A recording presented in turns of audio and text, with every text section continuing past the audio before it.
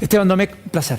Bienvenido. Buenas tardes. Buenas Gracias. tardes. Llegaste el día justo. Acaba de conocerse por parte del INDEC dos datos que muestran una foto estática de algo que pasó, pero que está empezando a reflejar con claridad lo que algunos advertían, que es la caída en el nivel de actividad económica de diciembre, tanto en la industria como en la construcción. El número es fuerte. 2,7% cayó la industria en diciembre respecto a diciembre del 2021 y 10,6% cayó la construcción. No vi los números en detalle, los vi recién por arriba cuando mencionaron que ya había salido el dato. Ahí tenés, esto es industria, 2,5, 2,7, perdón, la caída. Y 1,2 contra el mes anterior. Acá, o sea que si querés, dos datos. La foto es mala y la película no es mejor. ¿Qué nos dice la foto? Que ya el nivel de actividad de fin de año terminó por debajo del año anterior, pero cuando vos abrís en el mes a mes, sobre todo el segundo semestre del 2022, la industria te muestra de los 6 meses en 4 meses que la actividad ya está cayendo, en el mes contra mes, ajustado por estacionalidad, y la construcción en 5 de los 6 meses. ¿Y esto qué ratifica algo que hemos hablado acá? Ese derrape macro de mitad de año empieza a pasar factura en la economía real. La economía real está en un proceso, ya inició un proceso de contracción, de recesión. ¿Recesión? No, y la recesión técnica vamos a necesitar 2 trimestres consecutivos de caída. Julio, agosto te dio algo bien. El estimador mensual de actividad económica se empieza a ver en septiembre, pero el cuarto trimestre del año pasado es contractivo. Y si el primero de este año lo es, estamos hablando ya de inicio de fase recesiva técnicamente hablando. Pero al margen de eso, que es un detalle técnico, la economía hoy está transitando un proceso de contracción. Yo lo llamo un proceso de descenso controlado. ¿Cuál es el objetivo? Sacarlo de ese nubarrón de turbulencia de mitad del año pasado. Entonces, estos números están ratificando básicamente eso. Podemos mirar el de la construcción, porque el de la construcción es, yo diría, mucho más fuerte, porque está mermando la obra pública. En un año electoral es un interrogante saber qué va a pasar con el gobierno, si va a poner más fondos o no. Y el sector privado está resintiéndose. Y la caída en la construcción fue del 10,6%, pero el 3,5% además cayó en enero respecto a diciembre. Una caída muy fuerte. Sí, bueno, en un sector que además venía volando, recuperó muy rápido pospandemia, a fines del 2020, ayúdame, y que además es uno de los que genera empleo de baja calificación más rápido. Es decir, saca sectores vulnerables más rápido de la pobreza que cualquier otro. Sí, la construcción fue uno de los grandes ganadores en todo el proceso pospandémico. Y esto se explica principalmente por el cepo y una economía pasada de pesos. Mucho excedente macroeconómico, mucho exceso de pesos se va a la construcción. ¿Contra qué choca? Y por eso empieza a mostrar indicadores negativos contra la falta de insumos.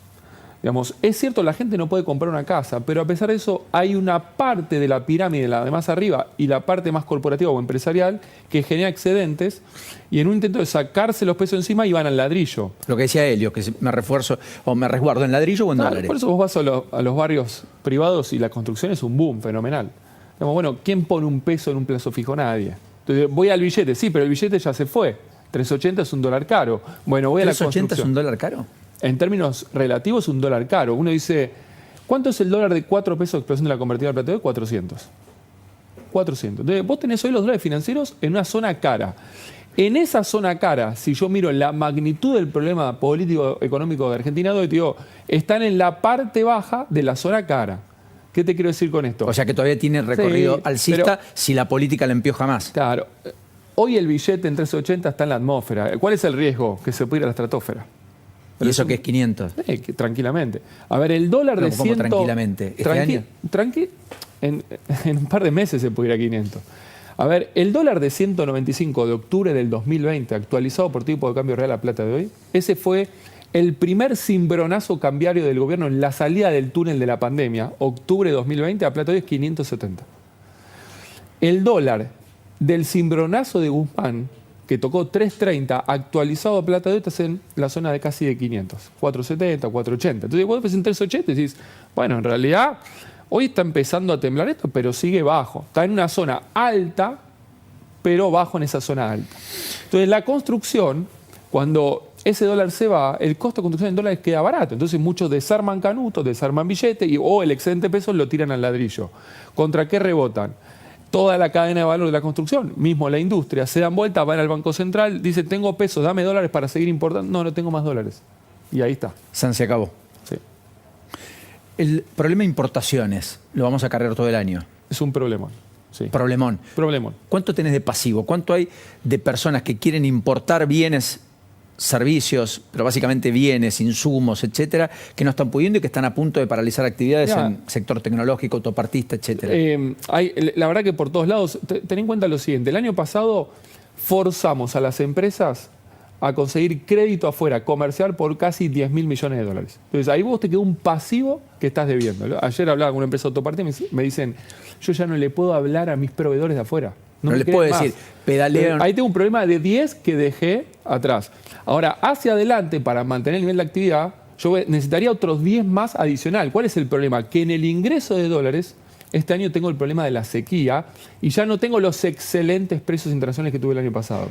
Entonces, tengo un problema de menos dólares que me van a ingresar, problema financiero porque el fondo que el año pasado puso dólares este año se los va a llevar, y un problema de que afuera no me quieren dar más crédito. Entonces yo digo, tengo que ajustar las importaciones para que me cierre el balance cambiario, voy a tener que importar bastante menos.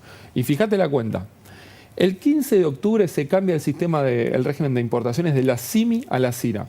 El grado de aprobación en esos 3 meses fueron casi el 25%. O sea, 1 de cada 4 importaciones se aprobaban. Antes estaba mucho más arriba con la CIMI. Enero arrancó casi con el 12%. Cuando vos ves el mercado de cambios, que viene cayendo, enero fue así de chiquito. Y te voy a poner un dato de color. Solo el sector agroexportador, que pone 1 de cada 2 dólares que genera la economía, el año pasado puso en enero 2.400 millones de dólares. ¿Sabes cuánto puso en este enero que pasó ahora? 900. 60% abajo. Imagínate si todo el año proyectamos esta dinámica. Yo tengo que reducir las importaciones a la mitad. Imposible. Tendría que bajar el nivel de actividad una barbaridad. Entonces, acá está el problema. La estrategia de descenso controlar la actividad es parte de la estrategia económica. Yo tengo que bajar el avión de esa zona de turbulencia de allá arriba. Y uno dice, claro, Esteban, pero ojo, porque tenés elecciones en octubre. Entonces, ¿cuál es el dilema de política económica? Como primer mandato, pienso yo, el objetivo del ministro de Economía, ¿cuál es? Llegar a diciembre. O sea, que el avión esté en el aire en diciembre. Para lo cual lo necesito bajar de la zona de turbulencia. Pero ¿cuál es el segundo mandato?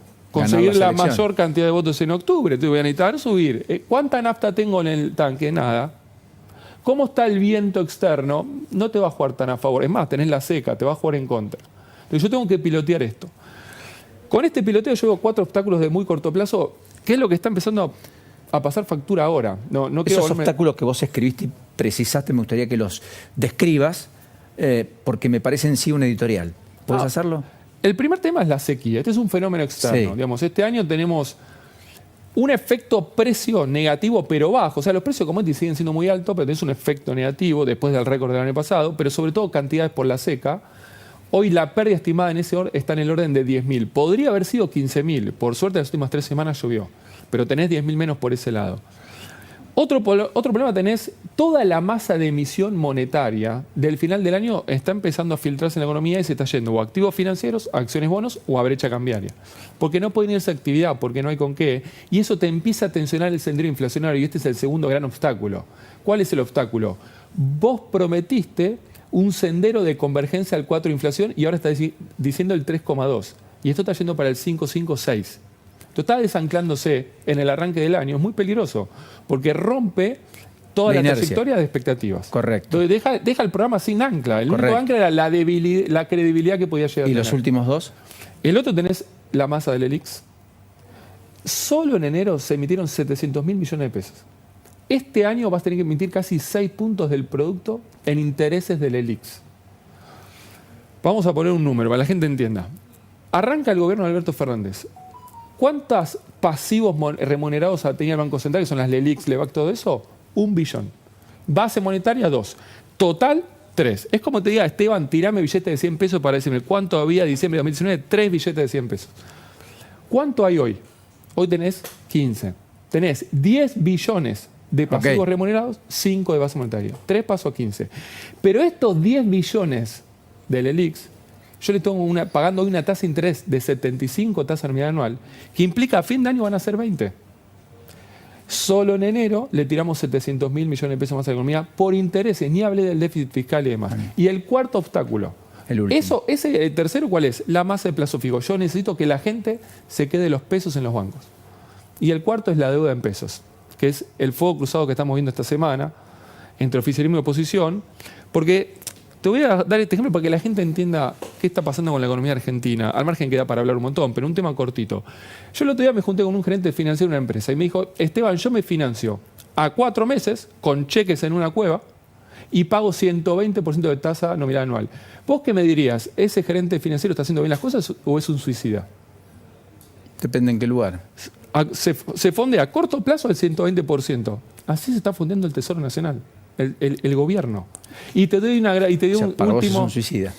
¿Cómo vas a financiar un país a 4 meses? Entonces, ¿qué te quiero decir con esto y corto? A vos se te está juntando unos paredes de vencimiento muy grandes, muy grandes. Sumado al problema de fondo, y con esto cierro, de cada 100 pesos que recauda el gobierno, el año pasado vamos a poner, 2021, ¿cuánto gastó? De cada 100 pesos que le ingresaron, ¿cuánto gastó? Más de 100. 120. ¿Cómo pagó o cómo gastó 20 más de lo que le... Emitiendo. Emitiendo pesos o emitiendo deuda que después sale el Banco Central y emite pesos también. Y acá estamos. Esos son los 4 obstáculos que tenemos que sortear en el segundo trimestre de este año. Nada fácil. Esteban, como siempre, gracias. Gracias por la invitación. Admiro tu lucidez. Hasta la próxima. Gracias.